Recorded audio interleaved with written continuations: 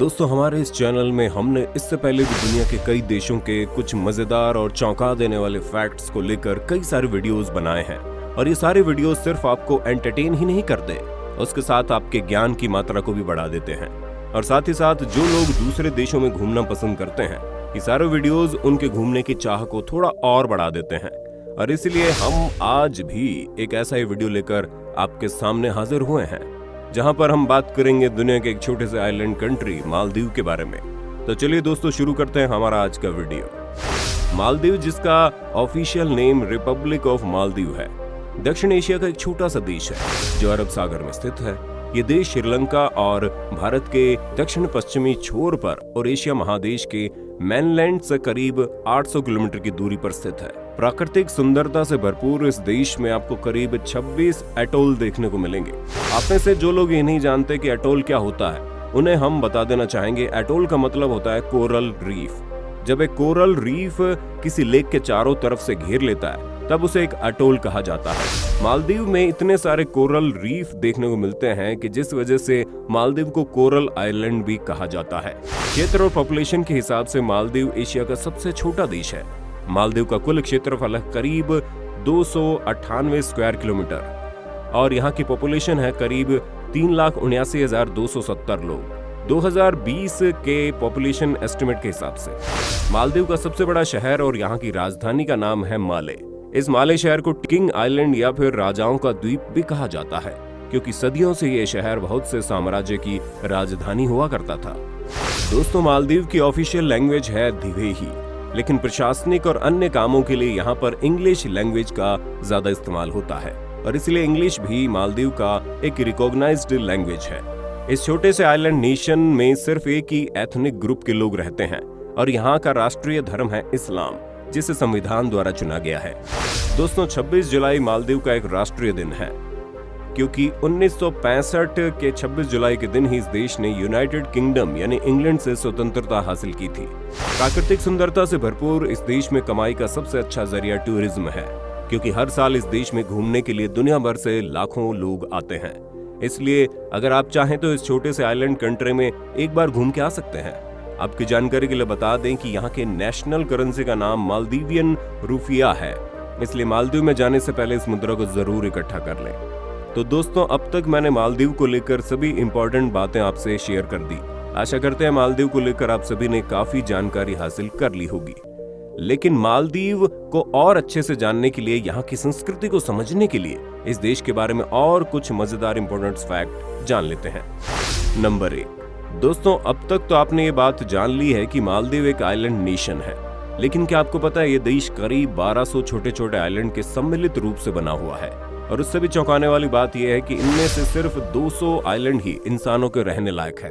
बाकी के द्वीपों में किसी न किसी कारण से कोई भी इंसान नहीं रह पाएगा। और तो और इनमें से 70 आइलैंड सिर्फ लग्जरी होटल या फिर प्राइवेट रिजॉर्ट के लिए रिजर्व हैं। आप ये जानकर हैरान हो जाएंगे कि मालदीव देश का कुल 99% हिस्सा ही जल भाग है और सिर्फ 1% हिस्सा स्थल भाग है। और इस वजह से यहाँ पर स्कूबा डाइविंग बहुत ज्यादा देखने को मिलती है और ये देश स्कूबा डाइविंग के लिए वर्ल्ड फेमस है। इसलिए आप कभी भी इस देश में घूमने के लिए गए तो यहाँ की स्कूबा डाइविंग का मजा लेना बिल्कुल मत भूलना। नंबर 2। दोस्तों, मालदीव दुनिया का सबसे समानांतराल राष्ट्र है। यहाँ का हाईएस्ट पॉइंट का नाम है वेलिंगली आइसलैंड, जो समुद्र भाग से करीब 8.9 फुट की ऊंचाई पर स्थित है और ये देश औसत में समुद्र भाग से करीब 4.11 फुट की ऊंचाई पर स्थित है। नंबर 3। दोस्तों, मालदीव दुनिया का इकलौता देश है जिसने अपना एक कैबिनेट मीटिंग पूरी तरह से समुद्र के नीचे अरेंज किया था। असल में ये मीटिंग क्लाइमेट चेंज के बारे में था और इसीलिए ये मीटिंग पूरी तरह से स्कूबा में अरेंज किया गया। दोस्तों, ये बात तो हमने अब पहले ही आपको बता दी कि मालदीव का ज्यादातर हिस्सा सिर्फ पानी है और ये देश चारों तरफ से समुद्र से घिरा है। इसी वजह से ग्लोबल वार्मिंग के द्वारा बढ़ते वाटर लेवल से अगर किसी देश को सबसे ज्यादा खतरा है तो वो देश मालदीव ही है। और इसी कारण इस मीटिंग की इंपॉर्टेंस को समझने के लिए ये मीटिंग स्कूबा में अरेंज की गई थी। नंबर 4। दोस्तों, मालदीव दुनिया का सबसे छोटा मुस्लिम कंट्री है, लेकिन इस देश में इस्लाम के कायदे कानून बहुत ही कठोरता से पालन किए जाते हैं। इसलिए अगर आप यहाँ के किसी पब्लिक प्लेस में गए तो आपको ऐसे कपड़े पहनने होंगे जिसमें आपका पूरा शरीर ढका हो। और इस देश में आपको खुले बाजार में कोई भी शराब जैसी नशीली चीजें नहीं मिलेगी, क्योंकि इस्लाम में शराब का सेवन करना मना है। लेकिन इसके साथ ही ये याद रखना जरूरी है कि ये मालदीव पूरी तरह से टूरिज्म पर निर्भर है, इसलिए यहाँ के लग्जरी होटल और रिजॉर्ट में टूरिस्ट के लिए शराब उपलब्ध है।